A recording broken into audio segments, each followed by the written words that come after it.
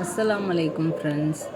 நாம் இன்றைக்கி போகாங்கிற ரெசிபி பார்க்க போகிறோம். இது சின்ன குழந்தைங்கள்லேருந்து பெரியவங்க, வயசானவங்க யார் வேணாலும் இதை சாப்பிடலாம்.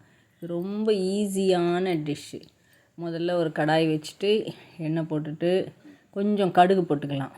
நல்லா பொரிஞ்ச உடனே கொஞ்சம் சீரகம் இதை போட்டுட்டு உடனே கடலைப்பருப்பு, உளுத்தம்பருப்பு ரெண்டும் கலந்தது அதை போட்டு அது கொஞ்சம் செவக்க வறுக்கணும். இது செவக்க வறுத்த பின்னாடி கொஞ்சம் கருவேப்பிலையும் நல்லா ரோஸ்ட் ஆகிடணும். ஆன பிறகு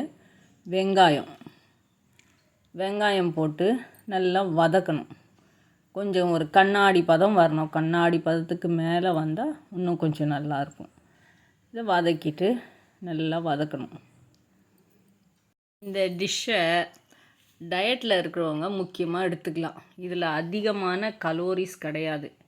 நமக்கு ரொம்ப லேசியாக இருக்குது அந்த சமயத்துலலாம் இந்த டிஷ்ஷை நாம் செய்யலாம். இதுக்கு முன்னாடியே ஊற வைக்கணும், அரைக்கணும், இந்த மாதிரி எந்த இதுவும் கிடையாது. இது எப்போ வேணாலும் உடனே ஒரு 10 நிமிஷத்தில் செஞ்சு முடிச்சிடலாம். இப்போ முதல்ல நான் தெரியாமல் மிளகாத்தூள் போட்டுட்டேன். இப்போ இந்த அவலை முதல்ல தண்ணியில் ஊற வச்சுட்டு ஒரே ஒரு செகண்டில் எடுத்து நம்ம நல்லா பிழிஞ்சி தனியாக எடுத்து வச்சுக்கணும். இது தெரியாமல் நான் மிளகாத்தூள் போட்டுட்டேன். பரவாயில்ல, ஒன்றும் பிரச்சனை கிடையாது. அதுக்கப்புறமா மறுபடியும் மஞ்சத்தூள் போட்டு நல்லா வதக்கிட்டு இந்த பச்சை வாசனை போகிற வரைக்கும் நல்லா வதக்கிட்டு கொஞ்சம் உப்பு போட்டுக்கணும். இப்போ கொஞ்சம் உப்பு போட்டுக்கலாம். போடும்போது வேறு அவல் போடும்போது கொஞ்சம் இன்னும் உப்பு போட்டுக்கலாம். ரெண்டுமே சேர்ந்த மாதிரி நல்லா வரும். இப்போ நல்லா பச்சை வாசனை போகிற வரைக்கும் வதக்கணும். இந்த மாதிரி எளிமையான ரெசிபீஸ்க்கு எங்கள் சேனலை நீங்கள் சப்ஸ்கிரைப் பண்ணி எங்களுக்கு ஆதரவு கொடுங்க. இதே மாதிரி நாங்கள் சின்னது ஒரு 10 நிமிஷத்தில் முடிகிற மாதிரி ரெசிபிலாம் நான் இனிமேல் ரெகுலராக போடலான்னு இருக்கேன். நீங்கள் உங்களோட ஆதரவு இருந்ததுன்னா, உங்களோட சப்போர்ட் இருந்ததுன்னா நாங்கள் கண்டிப்பாக இது நடக்கும். இது இந்த கொத்தமல்லி கொஞ்சம் தூவிட்டு மறுபடியும் கொஞ்சம் உப்பு போட்டுருங்க. போட்டு நல்லா கலந்து விடுங்க. சிம்மில் வச்சுட்டு நல்லா கலந்து விட்டிங்கன்னா எல்லாம் ஒன்று சேர்ந்து வரும். உப்பும் எல்லா இடத்துலையும் நல்லா பரவும்.